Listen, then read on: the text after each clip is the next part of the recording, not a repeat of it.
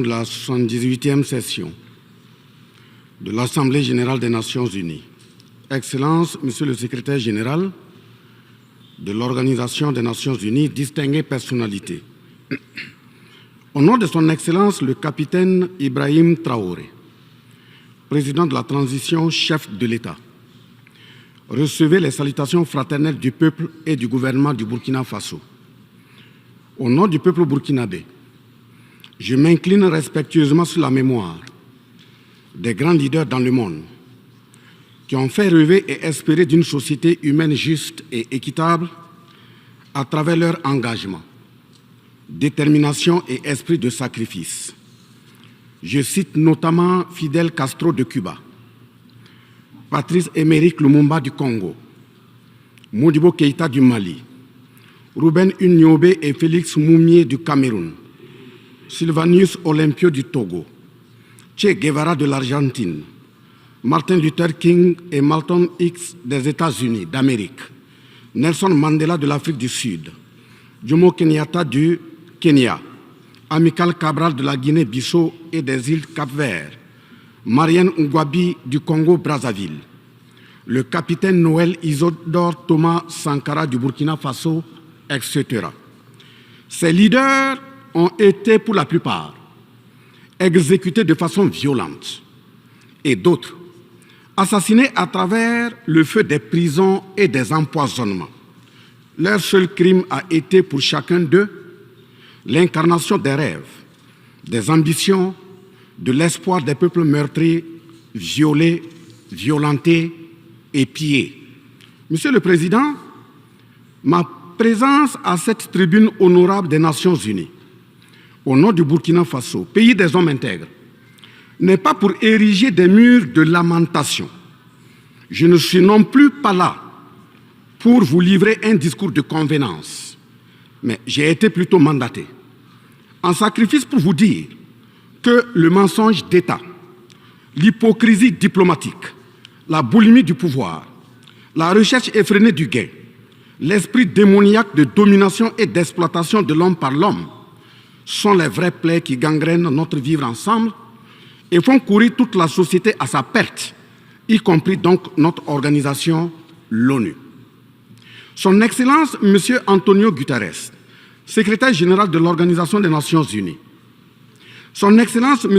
Joe Biden, président des États-Unis, Son Excellence, M. Denis Francis, représentant permanent de la Trinité et Tobago auprès des Nations unies, élu président de la 78e session de l'Assemblée générale, Son Excellence M. Luis Inácio Lula da Silva, président de la République fédérative du Brésil, permettez-moi de reprendre ici des parties de vos propos, discours respectifs prononcés à cette même tribune à l'ouverture de cette 78e session. Primo, je cite, « Nous sommes dans un monde sans dessus-dessous. Des cadavres jonchent les plages où des milliardaires se prélassent. » Pour la deuxième personnalité, je cite, « Nous sommes à la croisée des chemins. Nous avons une cause commune, à savoir léguer à nos enfants un monde avec un bon climat social. » Fin de citation. Pour la troisième personnalité, je cite, « Malgré les difficultés, nous pouvons nous en sortir. Ce ne sont pas les capacités qui manquent, mais la volonté politique. Sinon, nous pouvons apporter le progrès et la paix pour tous. » Fin de citation. Pour la quatrième personnalité, je cite, « Il y a dissonance entre les discours et les pratiques, les faits. Le Conseil de sécurité de l'ONU est paralysé. L'ONU doit assumer ses fonctions d'un monde solidaire et équitable, conformément aux principes édictés dans la Charte. Cela suppose qu'on ait le courage de lutter contre les inégalités. » Fin de citation. La quintessence des expressions de ces quatre autres personnalités signifie clairement que les inégalités dans le monde sont voulues, sinon qu'avec un minimum de courage et de volonté politique, nous pouvons, à défaut de les éradiquer, les amenuiser à leur congrue expression. En effet, chaque année, les discours pleuvent au même titre que les promesses et engagements.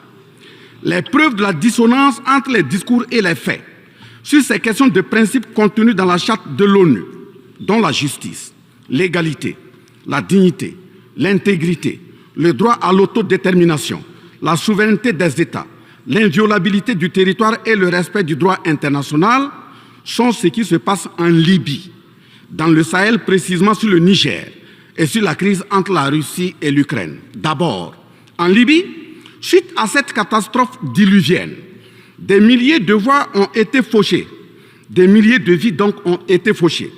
Pour badigeonner nos consciences de tranquillité transparente, chaque nation se précipite pour présenter sa compassion, sa solidarité. C'est certes pour donner l'impression que nous vivons en société et que nous défendons des valeurs. L'honnêteté intellectuelle recommande et l'histoire des consciences nous reflète que nous devons présenter nos sincères excuses au peuple libyen pour avoir été, collectivement et individuellement, par passivité condamnable ou par complicité active et inacceptable, aux côtés des bourreaux qui ont été la première catastrophe anthropique en Libye. C'est cette catastrophe qui a mis la Libye à genoux en la saccageant et tuant son guide avant que les eaux de déluge ne viennent l'endeuiller davantage. Et malheureusement, à la tête de cette catastrophe humaine était l'ONU sous la résolution 1970. Et le silence coupable voit la complicité de la CEDEAO et de l'Union africaine. Cette macabre intervention, avec la France de Nicolas Sarkozy en tête, a liquidé le guide libyen, le colonel Mouammar Kadhafi, le 20 octobre 2011. Si les condoléances au peuple libyen avaient un minimum de bon sens et sans hypocrisie, cette diplomatie macabre n'aurait jamais lieu autour du cas du Niger pour y créer une Libye bis. Ensuite, pour preuve que les relations internationales sont teintées d'une haute hypocrisie diplomatique, dénudées de conscience, de morale, de dignité, d'intégrité, de justice, donc de paix, ce sont encore les mêmes gesticulations dans un aliment scandaleusement mortifère qui s'agitent comme des fauves autour de leur proie blessée pour la dévorer. Aujourd'hui, nous avons fait le constat malheureux que, contrairement au discours de profession de bonne foi prononcé à cette tribune de l'ONU, invitant au respect de la charte de l'ONU et du droit international, les dirigeants représentant le peuple frère du Niger ont été pratiquement interdits d'accès au siège des Nations Unies. Le Burkina Faso condamne fermement cette manœuvre sordide qui relève de pratiques moyenâgeuses. Cela ne peut évidemment se faire que par des esprits en perte de valeurs essentielles pour toute vie harmonieuse en société. De ce fait, nous renchérissons pour dire que l'ONU ne doit en aucun cas être un instrument dans les mains d'un quelconque pays. Les leaders panafricanistes qui se sont battus pour l'unité africaine, nos grands-parents qui sont tombés dignement sous les balles assassines des colons, les dignes fils africains qui se sont sacrifiés pour l'honneur sur le continent et qui ont lutté férocement contre la traite négrière et le néocolonialisme, ont eu leur sommeil de guerriers perturbé pour avoir entendu qu'une poignée d'enfants égarés de l'Afrique tiennent le Niger, telle une boule de coton, à l'envahisseur afin qu'il y mette le feu. Oui, cher continent africain, une poignée de tes enfants a décidé de t'humilier et de te vilipender à travers le mensonge éhonté d'État, en commençant par le Niger. Par conséquent, je lance un appel vibrant et solennel au peuple sénégalais, béninois, nigérien, ghanéen, tchadien, ivoirien, comorien, bissau-guinéen et tous les peuples d'Afrique à se mobiliser davantage dans la fraternité et la solidarité africaine afin d'éviter que les impérialistes mettent le feu au Niger, comme le cas de la Libye. Monsieur le Président, Monsieur le Secrétaire général, distingué personnalité, j'insiste à cette tribune de l'ONU et devant le monde entier que la CEDEAO, l'Union africaine et l'ONU doivent impérativement se muer en des organisations véritables des peuples en lieu et place de structures d'une minorité de chefs d'État. Elles ne doivent pas être utilisées et instrumentalisées pour déstabiliser des pays frères en assassinant leurs leaders. Ce n'est qu'à ce prix que la charte de l'ONU et le droit international auront un sens. Enfin, parlant de la charte de l'ONU et du droit international, un conflit entre la Russie et l'Ukraine est entretenu et voulu par certaines puissances. Ainsi, Plusieurs pays occidentaux, notamment les États-Unis et l'Union européenne, y ont déversé toutes sortes de soutien, notamment militaire. Les populations civiles ukrainiennes, engagées comme volontaires, dont certains pilotent même des chars, sont félicités et traités de patriotes. Le Mali, le Niger et le Burkina Faso font face à une guerre qui leur a été imposée par l'impérialisme sous le couvert de terroristes de tout acabit, sémant terreur et désolation. Malgré l'existence de cette même charte des Nations Unies, avec ses principes d'égalité, de justice d'une part, et d'autre part, le même droit international invoqué, à cette tribune de l'ONU, il y a nettement un fossé abyssal dans le traitement des questions. En effet, prenant le cas du Burkina Faso, les populations civiles, face aux incursions barbares et meurtrières des terroristes, ont décidé de s'engager aux côtés des forces de défense et de sécurité. Ces populations ainsi engagées, formées et encadrées par les FDS, sont appelées des volontaires pour la défense de la patrie. Ainsi, au Burkina Faso, nous avons 58 000 VDP, dont 42 000 VDP communaux et 16 000 VDP nationaux qui combattent sur tous les fronts aux côtés des forces de défense et de sécurité, formées, encadrées, orientées par elles. Celles-ci n'agissent que sur instruction et surveillance des FDS et conformément à des textes réglementaires en vue de protéger leur vie et leurs biens. Ce sont ces patriotes que certains chefs d'État de la CEDEAO et de l'Union africaine, sur instrumentalisation de puissances impérialistes capitalistes, tentent de faire croire à la communauté internationale que ce sont des milices. C'est cela le mensonge éhonté d'État. Monsieur le Président, si la communauté internationale était honnête et sincère dans son engagement contre le terrorisme, il ne perdurera point, de sorte à ce que des populations civiles s'engagent et se forment pour assurer leur propre défense.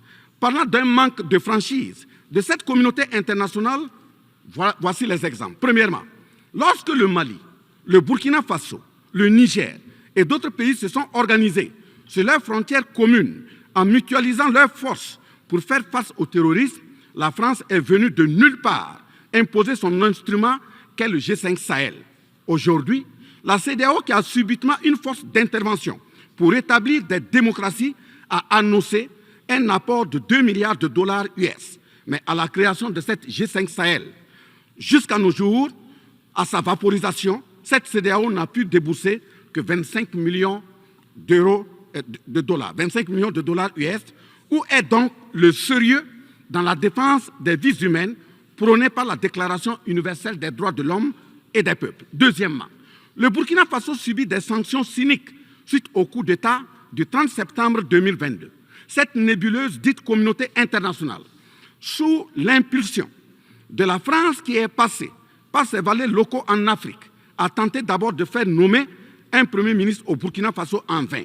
Ensuite, ils sont passés à l'imposition de ministres dans des postes stratégiques au sein du gouvernement burkinabé en vain.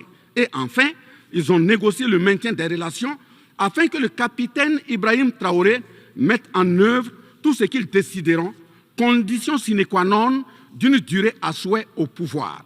L'ayant aussi refusé, au nom de l'intérêt supérieur de son peuple, une avalanche de mesures répressives, de menaces, de tentatives de coup d'État, manœuvres immorales sont en élaboration dans des laboratoires criminels. Et malheureusement, toutes ces manœuvres et missions macabres sont pilotées en marionnettes téléguidées par des personnages de couloir présidentiel africains.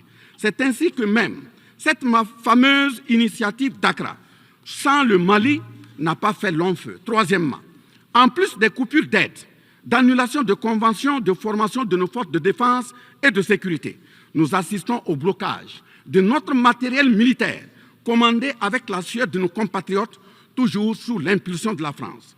En exemple, pour les vecteurs aériens nécessaires pour le contrôle et la défense du territoire, nous avons eu un contrat avec le Brésil, dont la licence d'armes devait provenir de la Belgique et le système de navigation de tir ainsi que des caméras des États-Unis d'Amérique, puis un moteur du Canada. Ces moyens sont aujourd'hui fallacieusement et cyniquement bloqués. Vous parlez de défense des droits humains à cette tribune de l'ONU. Je vous invite donc à nous livrer incessamment nos armes pour la défense et la protection de nos populations. meurtris. En tout état de cause, vous êtes solennellement saisis. Et si rien n'est fait, l'histoire vous tiendra responsable de non-assistance à personne en danger. Monsieur le Président, Monsieur le Secrétaire général, ce tableau peu reluisant de cette communauté internationale, caractérisée par la non-assistance à États en proie au terrorisme, l'hypocrisie internationale, la suprématie de quelques puissances au sein de l'ONU, la complicité au pillage de l'Afrique, etc., ne commande-t-il pas la traduction de cette communauté internationale devant la Cour pénale internationale? En un mot, notre sécurité sera assurée par nous-mêmes en priorité et non par quelqu'un d'autre. Sur la question de la présence de Wagner au Burkina Faso, chantée par une certaine presse téléguidée depuis l'Élysée, je répondrai ceci. Oui, Monsieur le Président, c'est nous les Wagner du Burkina Faso. Oui, ces braves forces de défense et de sécurité et volontaires pour la défense de la patrie sont les Wagner du Burkina Faso. Par conséquent, du haut de cette tribune de l'ONU, je magnifie le sacrifice de tout patriote au nom de l'intérêt national. Je salue vivement la mémoire de tous ceux qui sont tombés les armes à la main et magnifie le courage et l'intégrité de ceux qui sont toujours en vie et foncent inexorablement et de façon sacrificielle vers la victoire de notre peuple et la sauvegarde de notre patrie. Au lieu de nous aider à arrêter cette saignée humaine, ce sont des accusations fallacieuses, des mensonges éhontés d'État, englobés dans une diplomatie d'hypocrisie et des menaces voilées pour nous indiquer des partenaires à fréquenter et des conduites à tenir. Nous disons non. Au nom de la même charte des Nations Unies et du droit international que vous évoquez tous et toutes ici à cette tribune, les peuples africains en général et sahéliens en particulier sont résolument engagés à assumer absolument et pleinement leur émancipation totale pour un progrès social véritable. Ainsi, le Burkina Faso liera de façon souveraine ses partenariats avec qui il veut et achètera ses moyens de défense avec qui il veut. Qu'un pays s'appelle Russie, Iran, Turquie, Azerbaïdjan, Cuba, Nicaragua, Corée du Nord, le Burkina Faso y achètera et y vendra librement ses produits sans intermédiaire, encore moins une autorisation de qui que ce soit. Et cela advienne que pourra. Monsieur le Président, Monsieur le Secrétaire général, parlant toujours d'hypocrisie et de mensonges d'État, dans cette question de lutte contre le terrorisme, en général et dans le Sahel en particulier, voici d'autres faits que vous n'ignorez certainement pas et j'en suis certain. Primo, dans le Sahel, nous avons près d'une dizaine de milliers de soldats d'armées étrangères, composés en majorité de soldats français, mais également des soldats américains, allemands, italiens, etc., avec des armes, des matériels volants et de surveillance des plus sophistiqués au monde. Et malgré tout, personne ne voit des colonnes de centaines de terroristes se déplacer pour aller servir la désolation et la mort, souvent avec des armes inimaginables. Au Mali, au Niger et au Burkina Faso, il n'y a ni usine de fabrique d'armes, ni de munitions. Qui recrute donc ces terroristes? Qui les entraîne? Qui les dote en permanence? Qui les nourrit et avec quels moyens? Croyez-vous à cette philanthropie au nom de laquelle des Occidentaux vont envoyer leurs militaires au Sahel mourir pour des beaux yeux des Sahéliens? Si oui, qu'est-ce qui justifie les énervements et autres gesticulations puériles et diplomatiques dès qu'on dit à la France de déguerpir militairement? La vraie raison, ce sont les ressources du sous-sol au Sahel. En effet, l'Assemblée nationale française a voté la loi numéro 057-7-27 du 10 janvier 1957, parue dans le journal officiel de la République française du 12 janvier 1957, portant création de l'Organisation commune des régions sahariennes, OCRS, qui regroupe des parties du Mali, du Burkina Faso, du Niger, de la Mauritanie, de l'Algérie, etc. Cette zone n'a jusque-là pas d'égal dans le monde en termes de richesse de sous-sol. À titre d'exemple, la nappe phréatique la plus importante va de la Mauritanie à la Somalie, en passant par le Mali, l'Algérie, la Libye, le Niger, etc. Le journal Le Monde du 23 juin 1957 avançait le chiffre de 6 à 7 millions de tonnes de pétrole comme production potentielle annuelle du Sahara. En plus de ces ressources naturelles, nous avons l'uranium, l'or, le cobalt, le zinc, le diamant, le lithium, le cuivre, etc. Si vous, les Occidentaux, vous aimez tant les Sahéliens pour y amener vos militaires, mourir au nom de la démocratie, de la liberté, des droits humains et de la paix, pourquoi tout le continent africain, qui compte 1,3 milliard d'habitants, dont le deuxième continent le plus peuplé, avec 30 415 873 km² et 54 États, n'a aucun siège permanent au sein du Conseil de sécurité avec un droit de veto? N'est-ce pas là, au-delà d'un crime d'État, un crime onusien? Donc, halte aux mentions diplomatiques grossières consistant à dire que ces puissances impérialistes viennent au Sahel pour défendre la démocratie et des droits humains. Parlant de droits humains, je vous rappelle que la première charte au monde sur cette question de droits humains de l'homme est bien celle de Kouroukan-Fougan de 1236 au Mandé actuel Mali. De ce fait que les moralisateurs expansionnistes gardent leur rhétorique de respect des droits humains à géométrie variable pour leurs terroristes qu'ils encadrent. Secondo, l'Afrique n'aime pas comparer les morts. C'est un manque d'éducation que de le faire. Par conséquent, je m'incline respectueusement sur la mémoire de toutes les nationalités ayant perdu la vie en Afrique en général et au Sahel en particulier. Ainsi, sur les sorties hasardeuses, condescendantes et malheureuses du président de la République française Emmanuel Macron, et qui frise souvent le ridicule, tout en se glorifiant d'une hypothétique condescendance sur les peuples africains, je m'impose le devoir de lui faire un petit cours d'histoire sur sa propre histoire. Voilà pourquoi les salles de classe sont faites pour que les enfants apprennent les cours et grandissent bien, que de s'adonner à autre chose, au risque de se perdre à jamais. Mais pour commencer, je précise qu'aucun peuple africain ne s'est opposé au peuple français. Il n'y a pas donc de sentiment anti-français en Afrique. Il n'y en aura jamais du fait de notre légendaire hospitalité et amour du prochain. Il n'y a que les peuples africains refusent la condescendance, l'arrogance, l'insolence, la suffisance, le paternalisme, le pillage de ses ressources et le crime organisé. En effet, pour votre mémoire, M. Emmanuel Macron, d'abord, je rappelle l'appel à travers la BBC en Angleterre le 14 juin 1940, lancé par votre propre grand-père, le général de Gaulle, à l'endroit de l'Afrique pour venir sauver la France des griffes des nazis. Comme rappel, nous avons 17 000 Maliens morts pendant les 2 guerres mondiales, d'une dette de sang que la France semble avoir occultée. S'ils le veulent, qu'ils aillent dans le livre, confère livre de Bakary Kamia, professeur agrégé de l'université Sorbonne. J'ajoute dans ce même document, à la page 344, au tableau 21, les vétérans soudanais des 2 guerres. Il en résume un total du Burkina Faso, du Mali et du Niger à 82 208 combattants qui sont tombés.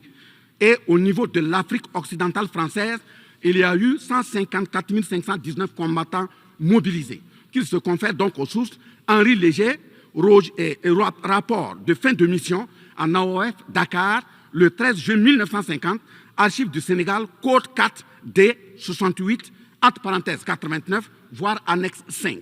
Ensuite, le 17 novembre 1986, François Mitterrand, président français d'alors, en réponse au capitaine Thomas Sankara, disait ceci, je cite, « L'Afrique a été pillée. J'ai parlé de matières premières. J'aurais dû parler des hommes. Pendant des siècles, on vous a exploité humainement. On a volé vos hommes, vos femmes, vos enfants. On s'est servi de vous. Je comprends votre refus, votre révolte, et j'approuve votre combat. Vous avez raison de refuser d'être un continent sacrifié. Le moment est venu où vous devez vous-même développer vos économies à partir de ces biens et de ces hommes. Et le devoir de ces pays qui ont profité abusivement du travail africain, c'est de restituer à l'Afrique une part de ce qui a été pris au travers des siècles derniers. Fin de citation. Effectivement, l'Afrique a toujours été vachement pillée, mais elle reste riche en hommes, en valeur et en richesse minière. Pour preuve, parlant de ses ressources minières, l'Afrique, c'est 30% des ressources minérales mondiales, 40% des réserves d'or, 33% des réserves de diamants, 80% des réserves de coltan, 60% des réserves de cobalt, 55% des réserves en uranium, etc. C'est pour la défense ferme de cette Afrique que la jeunesse africaine est plus que jamais debout. Monsieur Macron, avez-vous encore besoin d'un peu d'histoire pour vous remémorer? Enfin, bien avant cette sortie regrettable et donc malheureuse du président français Emmanuel Macron, il s'était attaqué, comme tant d'autres de ses compatriotes politiciens, à la maternité africaine. Et là aussi, je tiens à lui rappeler que l'Allemagne compte 80 millions d'habitants environ sur une superficie de 347 000 km² face au Congo, qui a 95 millions d'habitants sur une superficie de 2 345 000 km². Deuxièmement, la Belgique compte 11 millions d'habitants sur une superficie de 30 000 km² face au Gabon, qui a 2,5 millions d'habitants sur une superficie de 267 000 km². Troisièmement, la France compte 68 millions d'habitants sur 672 329 km² face à la Namibie, qui compte 2,5 millions d'habitants sur une superficie de 825 000 km². C'est fort de tout ce qui précède que, justement, Aimé Césaire, paix à son âme, disait, je cite, « L'Afrique est le seul continent au monde où les populations chantent et dansent et applaudissent pour ceux qui les appauvrissent, les affament et les torturent. Le malheur de l'Afrique, c'est d'avoir rencontré la France. » Fin de citation. Certes que l'Occident a violenté, volé et violé l'Afrique. Quelle est notre part de responsabilité en tant que dirigeants africains? N'est-ce pas nous, dirigeants africains, qui prêtons le flanc pour qu'on nous piétine? En effet, nous avons abandonné notre identité pour ne rien être. Nos noms ont disparu pour faire place à d'autres noms importés et qui ne collent pas à nos réalités. Il nous faut reconquérir notre culture. Nous avons singé en copiant l'Occident, en monogamie. Voilà qu'aujourd'hui, on veut nous faire croire que des contre-valeurs, des attitudes contre la nature relèvent du ressort de la liberté. Il ne sera pas question d'homosexualité en Afrique, je le répète. Il ne sera pas question d'homosexualité chez nous. Monsieur le Président, ce qui vient d'être décrit sont les étiquettes profondément malheureuses d'une ONU aujourd'hui résumée qu'à sa portion de forme, car 1,2 milliard de personnes sont plongées dans la misère. 2 000 milliards de dollars US dans l'armement. 20 fois le budget de l'ONU dans le nucléaire. Sur les questions de développement, l'Afrique reçoit du FMI et de la Banque mondiale 34 milliards de dollars contre 160 milliards de dollars pour l'Occident. La paralysie du Conseil de sécurité de l'ONU, la paralysie de l'Organisation mondiale du commerce, la montée des tensions suite au repositionnement géostratégique. L'Organisation mondiale du commerce également encore bloquée. Le Fonds monétaire international, FMI et la Banque mondiale qui fonctionnent en véritable usurier. L'Organisation mondiale de la santé qui est de plus en plus dominée par les firmes pharmaceutiques de rente, donnant ainsi une priorité commerciale que sociale aux vaccins tels que le vaccin contre la Covid-19. L'ONU qui devient de plus en plus l'ombre d'elle-même de par les tentatives de sa prise en otage par un conglomérat de puissances internationales impérialistes, brouillant ainsi la clarté et le sérieux dans ses prises de position, etc. Par conséquent, les peuples africains en général, et sahéliens en particulier, se battront vigoureusement pour que la CEDEAO, l'Union africaine et l'ONU soient des institutions au service véritablement des peuples du monde pour leur profonde émancipation et le progrès social véritable. Parce que ce sont les manquements de ces organisations, leur manque de sincérité, leurs décisions clientélistes et à géométrie variable, la couverture des tripatouillages constitutionnels avec leur lot de crimes, la promotion de la mauvaise gouvernance, le pillage, la désorganisation sociale et la corruption qui conduisent immanquablement au coup d'État, qui ne sont donc que des conséquences. Traitons donc les causes et les conséquences disparaîtront d'elles-mêmes. Mais si nous continuons avec ce jeu de l'Autriche, à la diplomatie d'hypocrisie, aux mensonges éhontés d'État, aux crimes organisés, au tripatouillage constitutionnel et à la fabrication de l'armée à la tête de nos États africains, même l'ONU risque de ne pas échapper à un coup d'État. À bon entendeur, salut. Dans ce sens,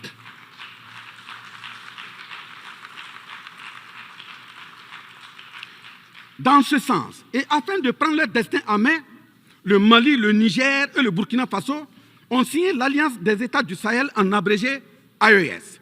L'AES est une architecture pour la sécurisation de nos pays partant du traité révisé de l'autorité de développement intégré de la région de Liptako-Gourma.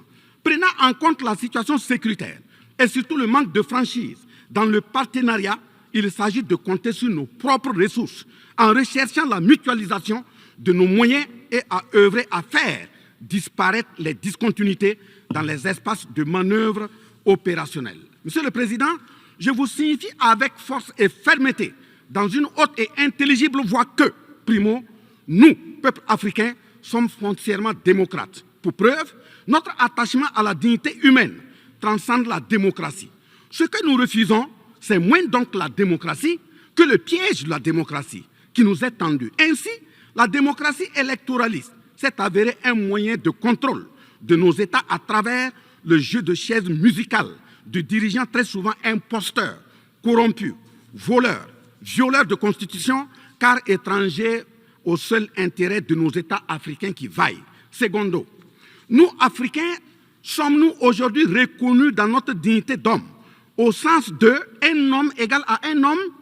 La réponse assurément est non, au-delà des convenances circonstanciées, pour nous endormir et mieux nous asservir. Triste pour le continent noir, reconnu scientifiquement comme berceau de l'humanité, mais dans la réalité humilié, placé sous contrôle dominé. Des indépendances factices aux guerres fratricides, de la démocratie électoraliste aux aides biaisées, des guerres de rapine au terrorisme malicieusement fabriquées, entretenues et injectées dans nos contrées africaines, notamment au Mali, au Burkina Faso et au Niger. Il y a une seule constante, nous dominer, maintenir le pied sur notre cou, tel le cas de notre malheureux frère George Floyd aux États-Unis, ici même. Est-ce cela la démocratie?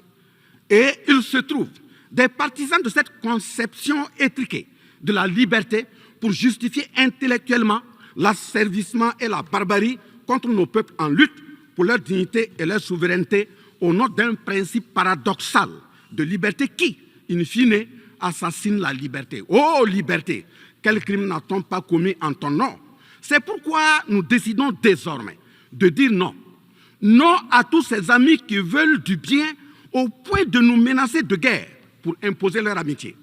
Nous adapterons notre démocratie tant brandie et chantée par des loups dans des pots de bélier afin de sécréter par nous-mêmes le leadership politique adéquat pour nos peuples en vue de leur bonheur.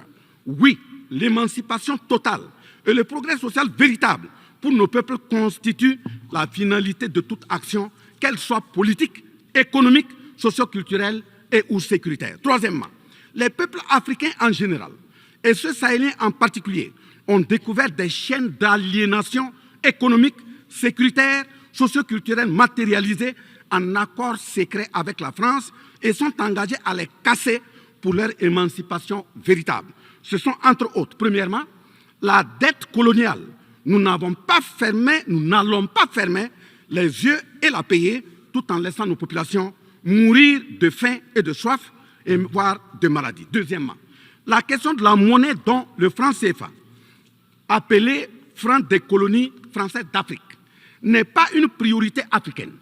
Au plan juridique, la propriété est le droit de jouir et disposer des choses de la manière la plus absolue. Confère article 544 du Code civil français chez eux-mêmes. Un brevet est donc détenu par la France sur le franc CFA.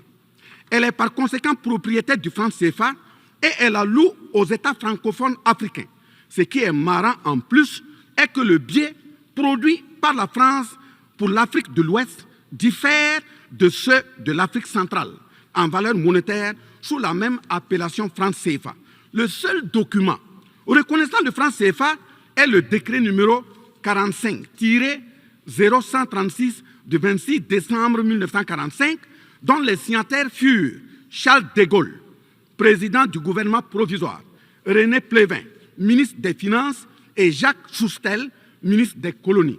Quatrièmement, la priorité aux intérêts aux entreprises françaises dans les marchés publics et appels d'offres publics, c'est terminé. Cinquièmement, le droit exclusif de fournir des équipements militaires et de former les officiers militaires des colonies, là également c'est terminé, etc. Quatrièmement, personne n'applaudit un coup d'État. Mais si nous ignorons que ces coups d'État sont souvent des conséquences de la mauvaise gouvernance et des tripatouillages constitutionnels pour s'offrir des mandats supplémentaires. Il y en aura toujours.